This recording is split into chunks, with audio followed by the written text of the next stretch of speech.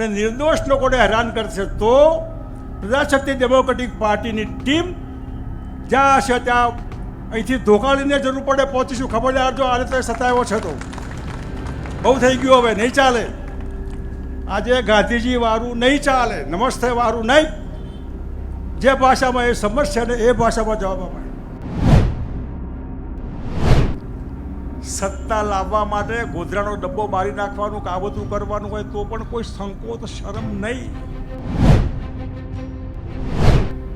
તમારા જ પગમાં એક કાર્યકર્તા બીજાના પગ ખેંચે, એની છાતીમાં ચપ્પુ મારે, વિશ્વાસઘાત કરે, છરકપટ કરે, છેતરપિંડી, કાવતરા, તો એ પાર્ટી બરાબર? એક જ પાર્ટીમાં તમે હો અને એ પાર્ટીના આગેવાનોને હરાવવાનું કાવતરું, આગેવાનોને બદનામ કરવાનું કાવતરું. કેશુભાઈ પટેલ મુખ્યમંત્રી હોય તો દિલ્હીના દરબારમાં કહેવાતો હાઈકમાન્ડને બરાબર કેશુભાઈ ડફોર છે, નથી આવડતું. 3 વિધાનસભાના બાય ઇલેક્શનમાં ભાજપના આગેવાનોએ ભાજપની વિધાનસભાની સીટો હરાવી. આ દેશના અમે માલિક છીએ. તો માલિક હોય એવું ક્યાંક બતાવો તો ખરા તમે માલિક છો. આ 2 નંબરિયા માલિક નથી, એ આપણને ખબર નથી. કાલ સવારે ચપટી વગાડો અને ભાગે. ભાજપની સરકાર જાય તો તંત્ર બી સીધું થઈ જાય. વકીલ બનાવટી, જજ બનાવટી, કોર્ટ બનાવટી, પોલીસ બનાવટી, પ્રોફેસર બનાવટી, દુનિયા બનાવટી. આ ભાજપના રાજમાં જ ને ભ્રષ્ટાચાર, કોઈનું માને નહીં. 30 વર્ષના શાસનનો કંટ્રોલ નથી પબ્લિક પર કે પાર્ટી ઉપર. થોડા દિવસ પહેલાં આંબેડકર સાહેબની પ્રતિમા જોવા માટે હું કડી આવ્યો હતો. 5 કલાક, અડધો કલાક હું ફર્યો પણ મને પ્રતિમા દેખાઈ નહીં. અને આજે સરસ મજાની સાફસૂફ કરીને રસ્તો ચોખ્ખો એવી પ્રતિમાને માળા પહેરાવીને આપણા વચ્ચે આવ્યા છે. માણસોના જન્મદિવસ તો બધા જન્મે છે. આપણે જન્મ્યા, હજી જન્મે, ગઈકાલે ઘણા જન્મ્યા હશે. અને અત્યારે તો 150 કરોડ આ દેશમાં થયા બધા. પણ બધાને બધા યાદ નથી રાખતા. આ જન્મના દિવસે બાળક રડે અને પરિવાર હસે, પણ મૃત્યુ થાય ત્યારે દુનિયા રડે અને મૃતાત્મા કદાચ હસતો હસતો એ ઉપર જતો હશે. એવા બાબા સાહેબ, એવા ગાંધીજી, આ બંને આપણા દેશ માટે દુનિયાને આપણે ભેટ આપી એમ કહી શકાય તો ખોટું નથી. ઇન્દોર પાસે મહુમાં એમનો જન્મ, પોરબંદરમાં મહાત્મા ગાંધીનો છે. મહાત્મા ગાંધી સોનાની ચમચી સાથે જન્મેલા, સુખી પરિવારમાં.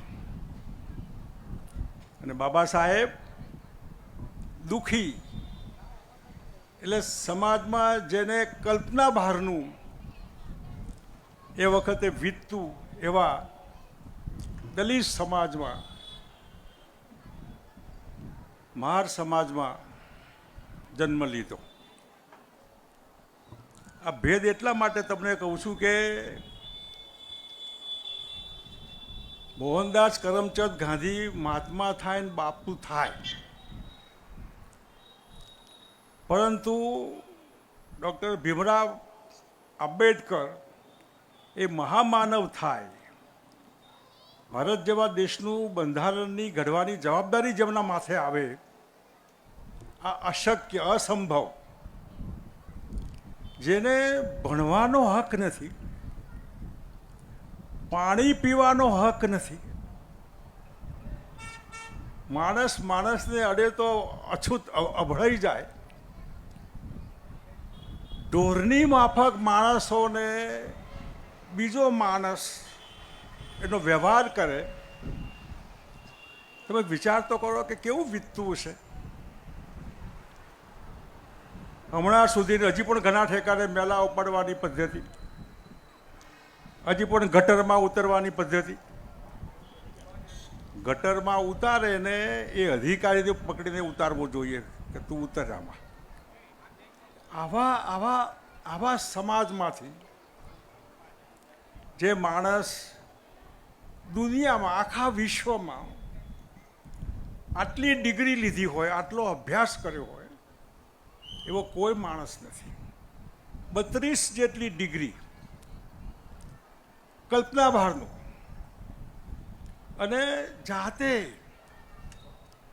ગાયકવાડે જે ગ્રાન્ટ આપેલી, મદદ કરેલી, એ ટાઈમ બાઉન્ડ હતી. અને ટાઈમ બાઉન્ડના હિસાબે ઓવર ટાઈમ કરીને ડિગ્રીઓ લેવા માટે 18 કલાક વાંચવાનું.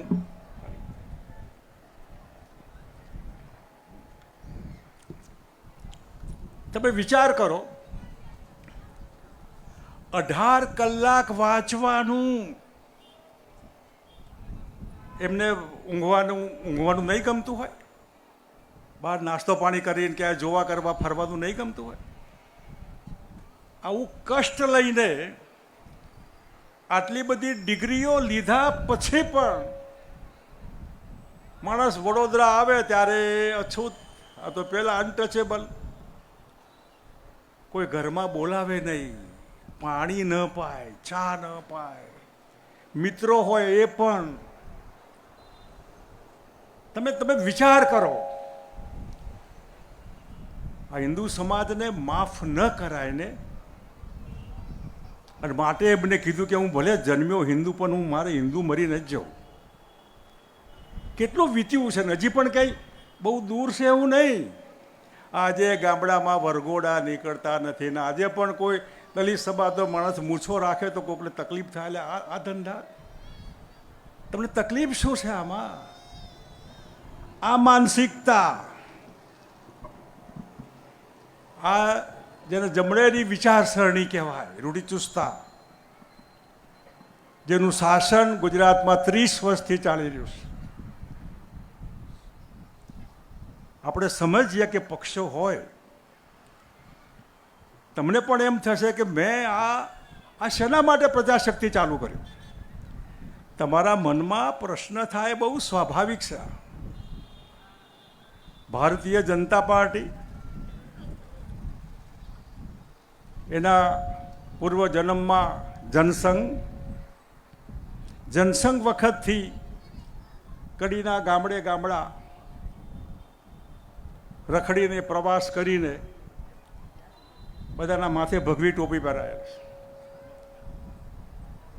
અને જનસંઘમાં પડ્યા ત્યારે તો કોંગ્રેસ તો સૂર્ય મધ્યાહ્ન હતો.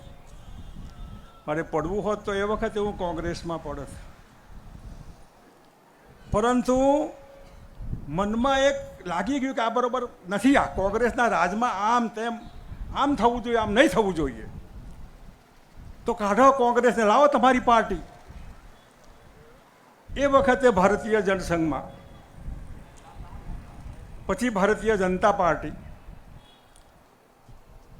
તમે મને સમજાવો કે એક જ પાર્ટીમાં તમે હો અને એ પાર્ટીના આગેવાનોને હરાવવાનું કાવતરું, આગેવાનોને બદનામ કરવાનું કાવતરું.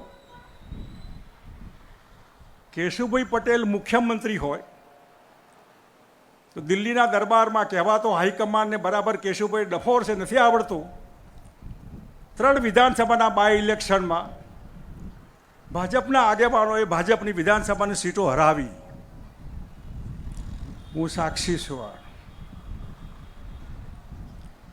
ભારતીય જનતા પાર્ટી માનવતા વિહીન, સત્તા લાવવા માટે ગોધરાનો ડબ્બો બારી નાખવાનું કાવતરું કરવાનું હોય તો પણ કોઈ સંકોચ શરમ નહીં. અને એના પછી માઇનોરિટી ઉપર બહેનો, બાળકો, બુઢાઓ, અમાનવીય. શેના માટે? કઈ સત્તા? સત્તા લેવી હોય તો લોકોના દિલમાં જઈને ઉતરીને જગ્યા લઈને લોકોના પ્રેમ સંપાદન કરીને લ્યો ને સત્તા. કોણ ના પાડે છે? કતલેઆમ કરીને, પુલવામા કરીને, ગોધરા કરીને, અક્ષરધામ કરીને કોઈ શરમ નથી આવતી આપણને? જે ભારતીય જનતા પાર્ટી 30 વર્ષથી ગુજરાતમાં છે, તમે મને સમજાવો કે કોઈ પણ ભાજપને જેને મત આપ્યા આજે પણ ભાજપમાં હોય એને એની ઈચ્છા પ્રમાણે જીવી શકે છે ખરો? ભાજપવાળો પોતે ખુશી કે સુખી છે ખરો?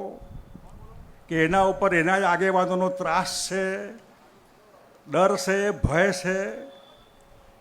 જે ભારતીય જનતા પાર્ટી ખુલ્લેઆમ પોતાના કાર્યકર્તાઓને દબાવે, ખખડાવે, ત્રાસ ગુજારે અને વહીવટ જેવું ક્યાંય મળે નહીં, કરપ્શન કરપ્શન કરપ્શન, મોંઘવારી, બેકારી,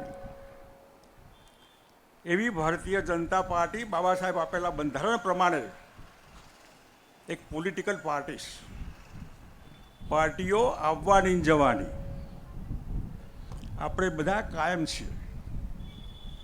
એ પાર્ટીના આધારે પ્રજામાં જે એક માનસિકતા ઘર કરી જતી હોય છે અને છતાં પણ લોકો મત આપે એટલે કાં માણસના મગજમાં એનું છટક્યું હોય, કે કાચી બુદ્ધિનો હોય, કે અતિશય અંધભક્ત હોય.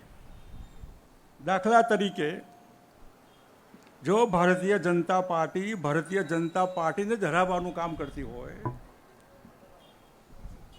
ધરતીકંપ આવ્યો તો કેશુબાપાને ધરતીકંપ હેન્ડલિંગ કરતા નથી આવડતું, હવે ગપ્પા મારીને દિલ્હીને કહેવામાં આવતું કે કેશુભાઈ નકામા છે, તો પણ ભારતીય જનતા પાર્ટી બરાબર તમારા જ પગમાં એક કાર્યકર્તા બીજાના પગ ખેંચે, એની છાતીમાં ચપ્પુ મારે, વિશ્વાસઘાત કરે, છરકપટ કરે, છેતરપિંડી, કાવતરા, તો એ પાર્ટી બરાબર? હું જૈન સમાજને કહીશ કે જે પાર્ટી ગૌ ભક્ત, સુસ્ત હિન્દુ,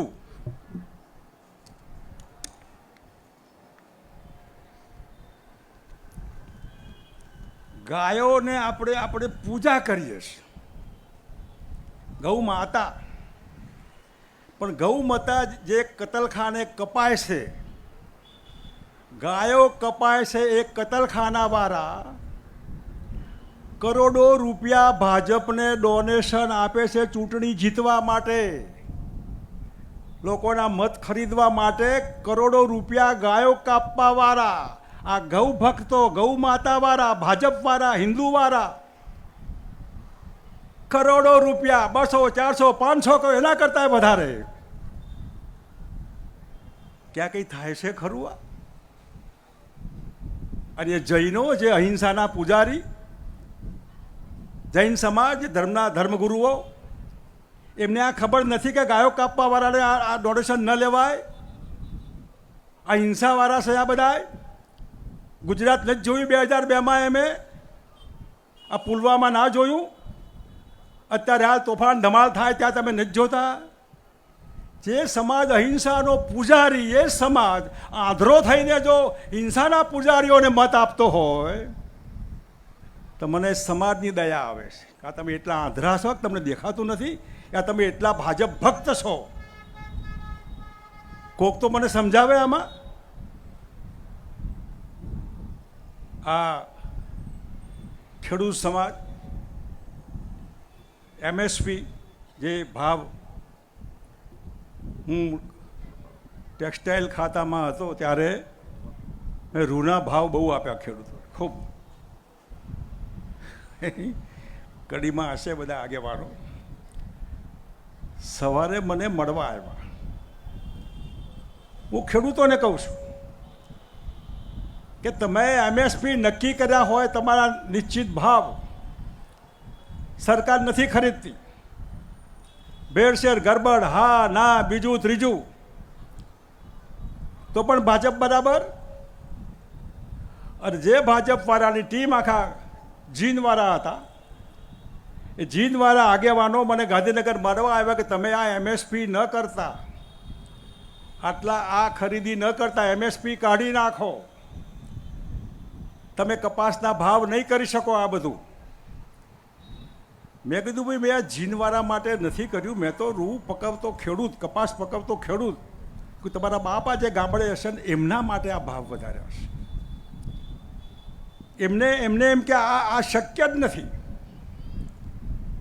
આપણે 10,000 કરોડ રૂપિયા બેંકોના રૂપિયા લોન લઈને આખા દેશમાં ખેડૂતોનું રૂ પૂરેપૂરું ખરીદ્યું, અને એ જ જીનવાળા પછી કહેવા આવ્યા કે થોડું કામ અમને જીનમાં આપજો, તમારું કોટન કોર્પોરેશનમાંથી અમારે કામમાં આવશે. ચાવવાના ને બતાવવાના જુદા. એટલે જે આપણને ચોખ્ખું દેખાતું હોય તો પણ આ કરવાનું હોય. 30 વર્ષ સુધી જો પ્રજાને કોઈ જાતના ભય વગર જીવવાનું હોય, એના બદલે જે આપણે આ નીડર બનો અને લીડર બનો જે કહીએ છીએ, તો લોકો ડર નીચે કેમ રહે છે, ભય નીચે કેમ જીવે? શેનો ભય, કયો ડર? તમે મને સમજાવો કે જે આપણી મહેરબાનીથી ગાંધીનગરમાં મજા કરે છે, ધારાસભ્ય હોય, પાર્લામેન્ટના એમપીઓ હોય, અધિકારીઓ હોય, સરકારી તંત્ર હોય, આખું સરકારી તંત્ર ફૂટી જાય. જે અધિકારીઓ, પોલીસ ખાતું હોય, રેવન્યુ હોય, બીજું હોય, ત્રીજું હોય, મંત્રી એ પાર્ટીનો છે, તારો મંત્રી ન હોય. તારા મંત્રી તો મતદારો છે, આ પબ્લિક છે. એ પબ્લિકના પૈસાથી પોલીસને પગાર મળે, ડાક્ટરને પગાર મળે, તલાટીને પગાર મળે, મામલતદારને, ધારાસભ્યને, એમપીને આપણા રૂપિયાથી પગાર મળે છે. અને આપણા મતથી સાહેબો થઈને બેઠા છે. એ સાહેબોથી આપણે ડરવાનું?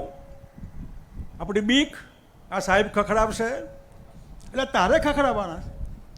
તું માલિક છે. આ પ્રજાશક્તિ પાર્ટી એ વી ધ પીપલ, બંધારણનો બાબા સાહેબનો પહેલો શબ્દ એ ભારત માતા કી જય નથી, માતા મહાદેવ નથી, અલ્લાહો અકબર નથી, ઇસ ધ ગોડ નથી. દેશના બંધારણનો પહેલો શબ્દ વી ધ પીપલ, આપણે પબ્લિક, આ દેશના અમે માલિક છીએ. તો માલિક હોય એવું ક્યાંક બતાવો તો ખરા તમે માલિક છો. આ 2 નંબરિયા માલિક નથી, એ આપણને ખબર નથી. કાલ સવારે ચપટી વગાડો અને ભાગે, ભાજપની સરકાર જાય તો તંત્ર બી સીધું થઈ જાય. એ પોલીસવાળા FIR લેતા થઈ જાય, મામલતદાર કે તલાટી પણ સીધા થઈ જાય. આટલું પ્રોટેક્શન ખોટું ન અપાય. ભારતીય જનતા પાર્ટી સત્તા હશે, પણ સત્તા તો કાયમ કોઈની નથી. સત્તા તો કાયમ કોઈની નથી રહી. માટે થઈને આટલી હદ સુધી ત્રાસ લોકોને, વધારે પડતો ડર, ભય. માટે આપણે નીડર કહીએ છીએ, શબ્દ નથી. આપણી જાતે એને અમલમાં મૂકવાનું છે. ડર આપણે કાઢી નાખવાનું છે. આપણાથી સરકારી તંત્ર ડરવું જોઈએ.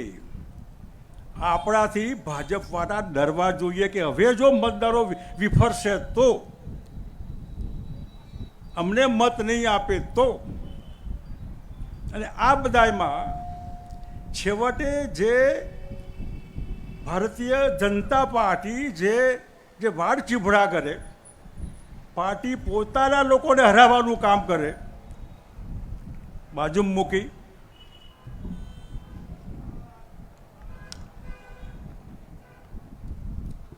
કોંગ્રેસ લગભગ એમાં એ તો ખુલ્લેઆમ હરાવવામાં કોઈ શોભ સંકોચ નથી હોતો. જાહેરમાં અંદર બી હોય અને બહાર બી હોય. NCP, આપ, ચીટર પાર્ટી.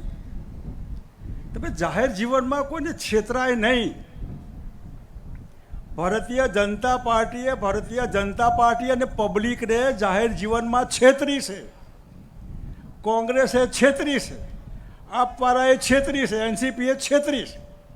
એક દાખલો મને બતાવો કે મેં જાહેર જીવનમાં કોઈ પણ પાર્ટીમાં હોઉં અને પાર્ટીના વિરુદ્ધની કોઈ વાત કરી હોય. નહીં ફાવ્યું, છોડી દીધું.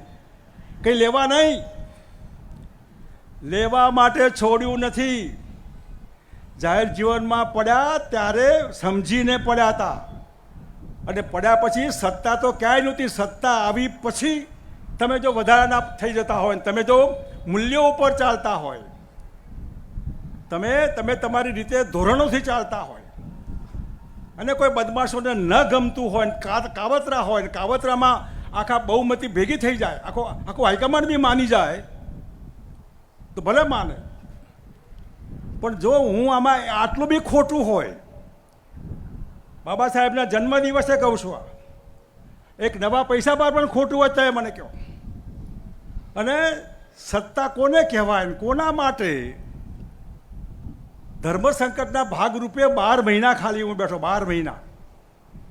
કે વહીવટ આ કહેવાય, વહીવટ લોકો માટે.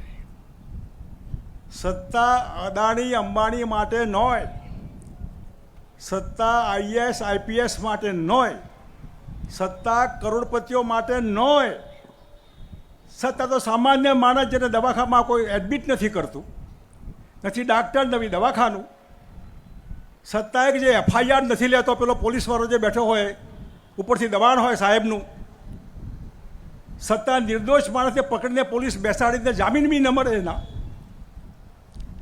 સામાન્ય માણસોને સત્તા પેલો ખેડૂત કે જેને લાઈટ નથી મળતું, એને દવા ન મળે, બિયારણ ન મળે, એમએસપી ન મળે, આવા માણસોને જેને જરૂર છે. એટલે બાબા સાહેબે બહેનોને સ્પેશિયલ, જેવી દલિત સમાજની હાલત હતી ને એવી હિન્દુ સમાજમાં બહેનોની હાલત બી ખરાબ હતી. બહેનોથી ભણાય નહીં. આજે આઈએએસ આઈપીએસ જે બહેનો જુઓ છો ને, એ બાબા સાહેબ. એટલે આવી પાર્ટીઓના અનુભવ પછી મને એમ થયું કે જ્યાં જઈએ ત્યાં બાપુ કંઈક કરો. આ હું એટલા માટે કહું છું કે મને આ હવાદ નથી.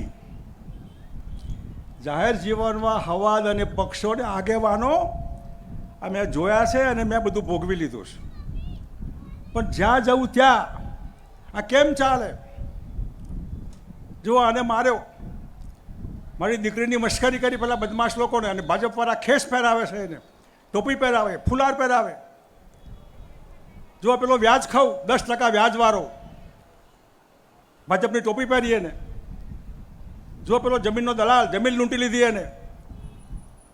જો પેલા ગુંડાઓ બધા, આ બધાની ટોળી એટલે ભારતીય જનતા પાર્ટી.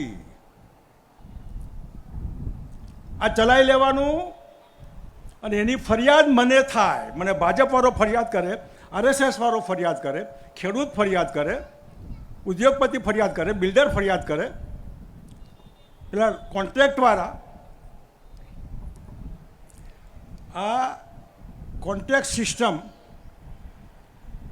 બાબા સાહેબે અનામત અમુક સમય સુધી અને રિવ્યૂ કરવા માટે, એમાં આજની સરકારે કોન્ટ્રાક્ટ સિસ્ટમ, અનામત ગઈ, મેરિટ્સ ગયા, અને આ વર્ગ આખો બક્ષીપંચ સમાજ, એમાં પાટીદાર સમાજને પણ અનામત મળી. હમણાં દલિત સમાજ, શિડ્યુલ ટ્રાઇબ સમાજ, આ એક સ્પેશિયલ કેસમાં કે તમે એર કન્ડિશનમાં ભણતા હતા, તમારે ટ્યુશન હતું, તમારે આઈએમપી હતું, પહેલાં રોડની લાઇટ પણ નહોતી, આખો દિવસ એને કામ કરવાનું હતું, વાંચવાનો ટાઈમ પણ નહોતો, તોય એને પરીક્ષા આપવાની હતી. એની તમારી હરીફાઈમાં શક્ય નથી. આ માટે સ્પેશિયલ કેસમાં, અને એ આ કોન્ટ્રાક્ટ સિસ્ટમથી બધું બંધ. 70% વર્ગ ગુજરાતનો બાબા સાહેબ આપેલો સ્પેશિયલ હક એનાથી વંચિત છે. અને કોન્ટ્રાક્ટમાં કામ કરવાવાળા કર્મચારીઓને કહું છું, એ બહેનો આંગણવાડીવાળી બહેનો હોય યા બીજી બહેનો હોય, એ વ્યાયામ શિક્ષકો હોય કે બીજા હોય કે ત્રીજા હોય, જે સરકારની સામે પડે છે, એમને હું કહું છું કે મહેરબાની કરીને તમે કાં સરકારની સામે પડો તો સાથે ન રહો, તો મત ના આપો, અને મત આપો તો સામે ન રહો.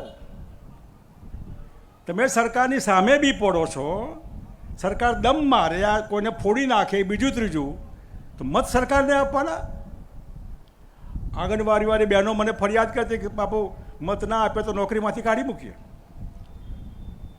હું તમને આજે આ સ્ટેજ ઉપરથી કહું છું કે સરકાર લાવવાની તમારા હાથમાં છે. આ જો એ લોકો નોકરીમાંથી કાઢી મૂકશે અને તમે રાત દિવસ એક કરીને શિક્ષક હોય, બીજા હોય, ત્રીજા હોય, આ સરકાર કાઢો ને એ સરકાર લાવો, તો જે દિવસે સરકાર આવશે તમને જે દિવસે કાઢ્યા હશે એ દિવસથી ઓર્ડર, તાજો ઓર્ડર નહીં, જૂનો ઓર્ડર તમને રિપીટ થશે.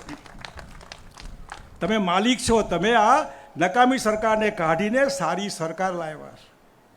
આ સારી સરકાર લાવવા માટે જે મહેનત થાય એના પરિપાક રૂપે એ સરકારે કાઢી મૂક્યા છે, એ દિવસથી તમારી નોકરી ચાલે. આ પેન્શનના પ્રોબ્લેમ સિવાય કંઈ છે જ નહીં. અને આવા બધા પ્રશ્નો કંઈક કરો, કોઈ બાકી નહીં. બધા પક્ષોના મને અનુભવ કે બધા ફૂટેલા. એવા ઠેકાણે મને થયું કે હું કોને કહું કે કંઈક કરો. એમાંથી આ પાર્ટી ઊભી કરી. છેવટે ઉપર જવાનું થાય ને તો ઉપરવાળો પૂછે કે આ બધી ફરિયાદ હતી તો ત્યાં કંઈ કર્યું ખરું? તો હું કહું કે હા કર્યું, મેળ પડ્યો ના પડ્યો કંઈ નહીં, પણ એક સંતોષ, જોબ સેટિસ્ફેક્શન. અને અહીં લાગવું જોઈએ. મહાત્મા ગાંધીને અહીં લાગેલું. એક અંગ્રેજે ઉતારી મૂક્યા ફર્સ્ટ ક્લાસના ડબ્બામાંથી. એટલે મહાત્મા ગાંધીને થયું કે ગુલામ દેશ તો નાગરિક છું, કલેજાની ચોટ લાગી. બાબા સાહેબને કલેજાની ચોટ લાગી, દલિત છું.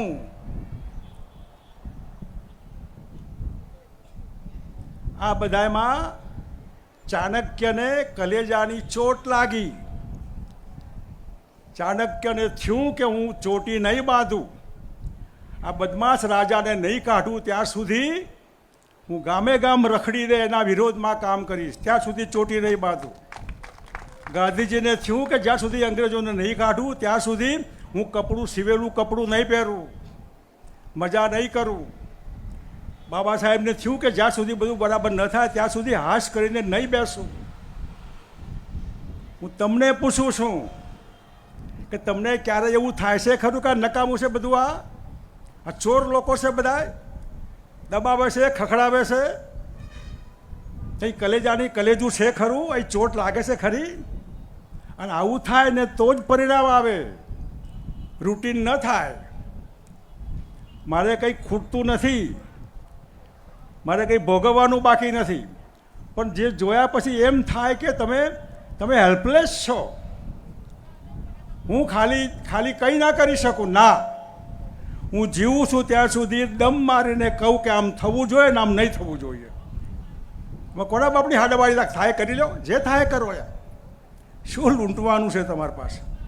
કયા આઈટી, કયા ઇન્કમ ટેક્સ, કયા ઈડી, કઈ સીબીઆઈ, આ કયા કરોડપતિઓ છે? આમાં ગુજરાતની 90% પબ્લિક કરોડપતિ નથી.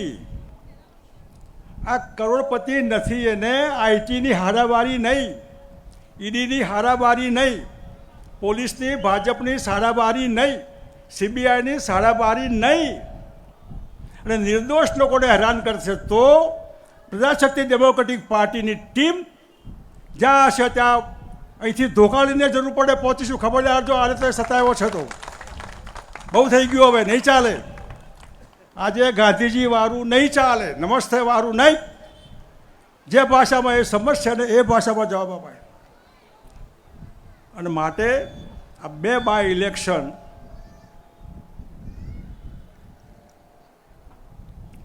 કડી અને વિસાવદર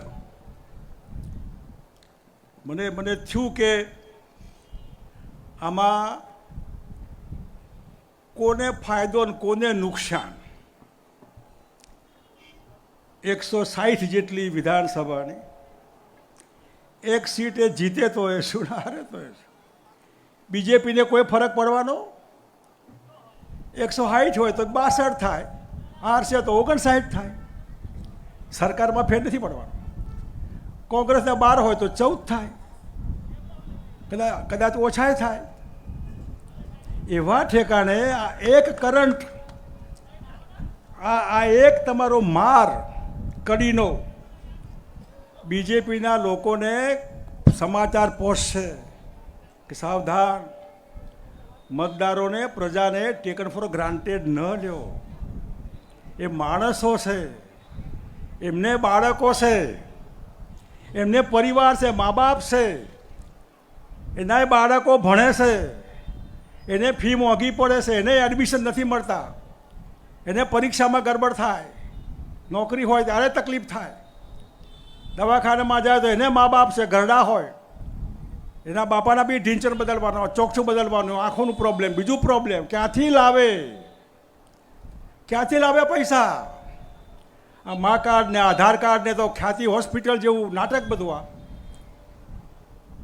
એવા ઠેકાણે ખાલી 27 વિધાનસભા અને એ પહેલાંનું આ ટ્રેલર કડી અને વિસાવદર, આ ટ્રેલર બરાબર તમે બતાવો તો હું આ મંચ ઉપરથી તમને કહું છું કે આપણી સરકાર પ્રજાની.